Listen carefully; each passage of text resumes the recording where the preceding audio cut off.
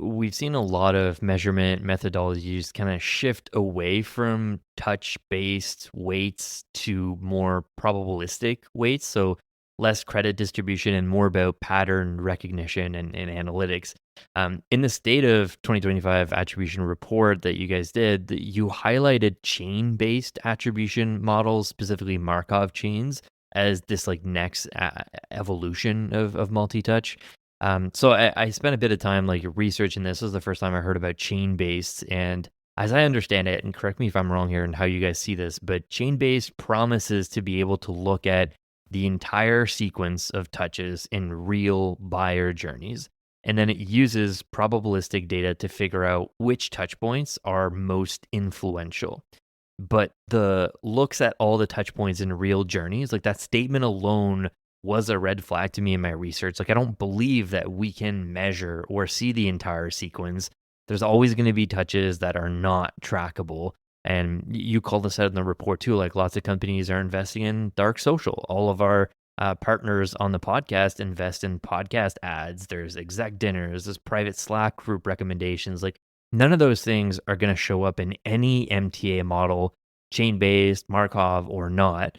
So if we know that we don't have all the touch points and we're never going to have all the touch points, and that we in some cases are missing perhaps the touch point that may have led to the conversion, what use is it really to have MTA data that doesn't accurately tell us if a campaign was incremental or not?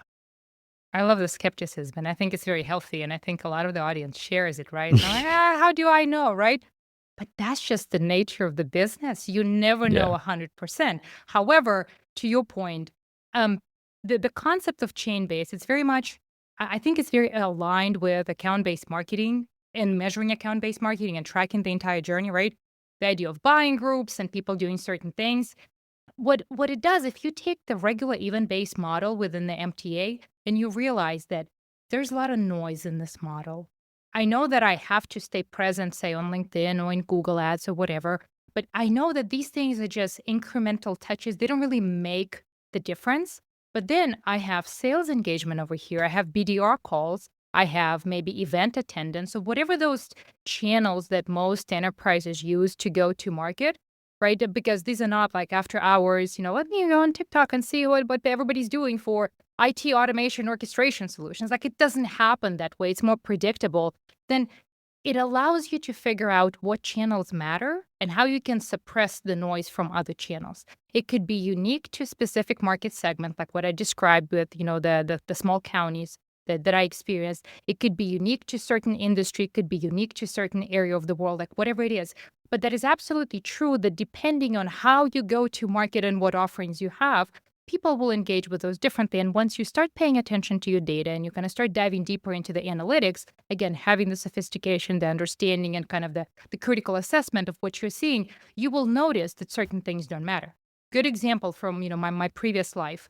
Again, within the government world, we had healthy skepticism that email opens and email clicks did not really mean anything. Because when somebody's sitting in the office and just, has time to kill, they might read your email. Doesn't mean that they're trying to buy anything. They just have the time to go through their inbox, right? So, email touches had to be suppressed. Or certain emails that would have newsletter in the title, right? In the traditional attribution model, you would include all of that and it's just, one of the touch points.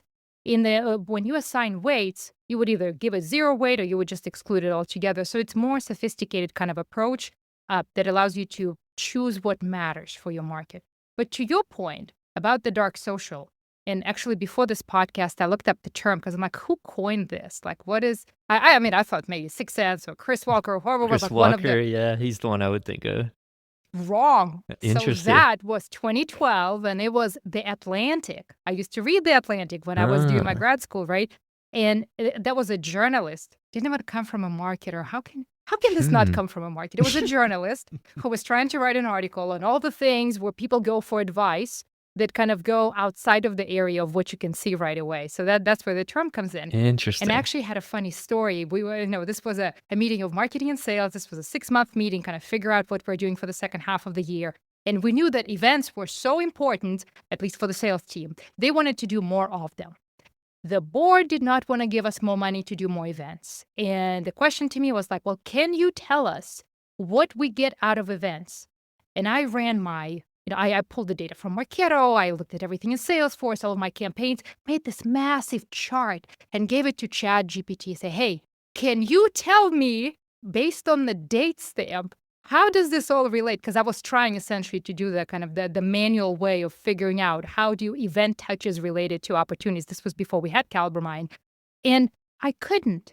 So, when the sales asked for more events, I said, based on the touch points that I have, I cannot tell you that we are making a meaningful difference with these events.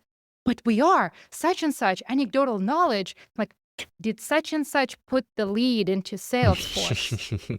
And the salesperson looks at me and goes, you're telling me that in 2023 or the 2024, I still have to manually go into Salesforce? We don't have some kind of an automation system to capture context from events? And I was stupefied. I'm thinking, are you thinking Alexa, married to Zoom Info, automatically running things as it listening on your phone, who you're talking? Like, there's this element that you still have to do the work. There's no Yeah. way around it. There's no magic bullet. Like, you're having your dinner. Well, how hard is it to enter the names of the people, create Mhm. a campaign for it, put the names of those who did the dinner? Now you could say, well, how about LinkedIn? Sure, LinkedIn could be more difficult to measure. But what do you think drives certain wonderful things from LinkedIn engagements that you cannot capture?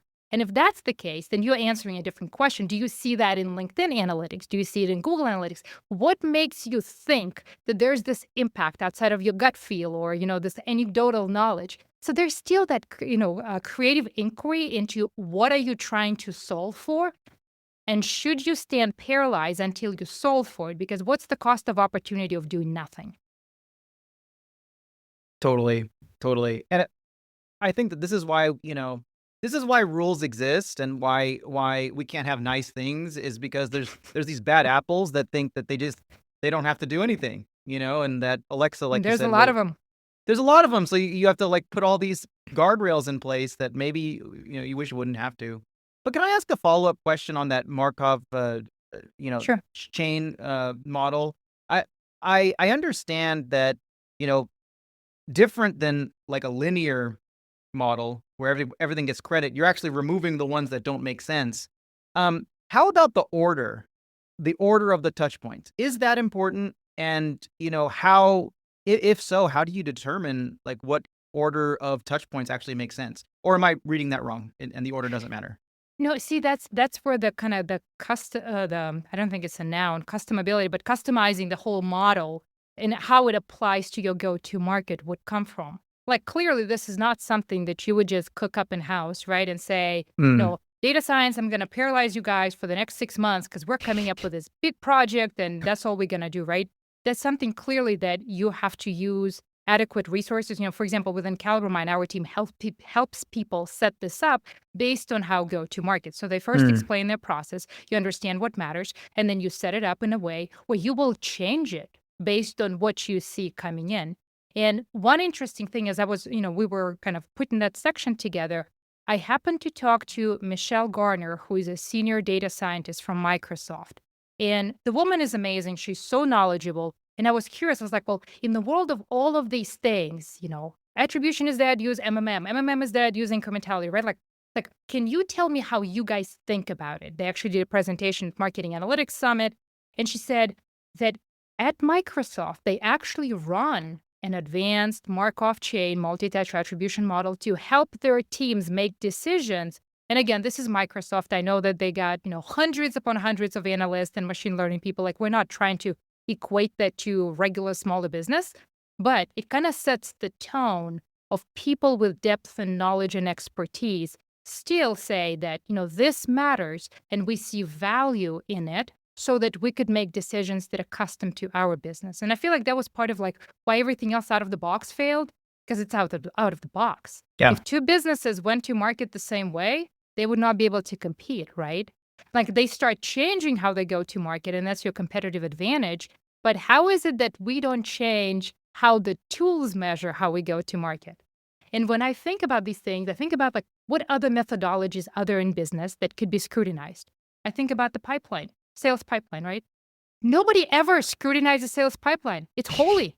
Like you don't touch sales pipeline. But think about the Salesforce probabilities. 10% versus 20% versus 50%. It is so biased based on what the sales guy is thinking at the moment. Yep. And then you look at the stages. I've seen businesses, like I said, with 3 stages. I've seen businesses with 12 stages. And how these stages change, it's up to the rep. If this happened, band qualification, MEDPIC qualification, you change the stage, but it's very, very biased, right? Nobody ever scrutinizes that. And everybody puts a lot of attention on getting that right. I'm thinking like, why is it that this framework is non-touchable? Nobody says, we're going to scrap pipeline. We're going to come up with, I don't know, GPS journey for sales, whatever it might be, right? I'm just coming up with stuff on the fly. It doesn't happen. But with marketing, like we're always looking for the next best thing because we tried, didn't go in depth, didn't put much effort sometimes into it, tried something out of the box, and then off we go to the next thing. And I don't know the answer to that, but I've noticed that it differs very much amongst bigger businesses that respect process and methodology because they understand that's how they survive. That's the continuity of operations. And small businesses, they're just like, throw spaghetti at the wall and just see what sticks and go get different type of pasta and try it again. Yeah, it's a really interesting comparison, the pipeline percentages and how confident you are. I think the difference there for me is that it's a bit fluid, it's dynamic. Like I know reps that they change that percentage like based on the number of emails they get. I've created a couple Zapier flows where the percentage actually changes based on like the time it takes for them to reply to an email in a certain sales cycle. So but it's an interesting comparison.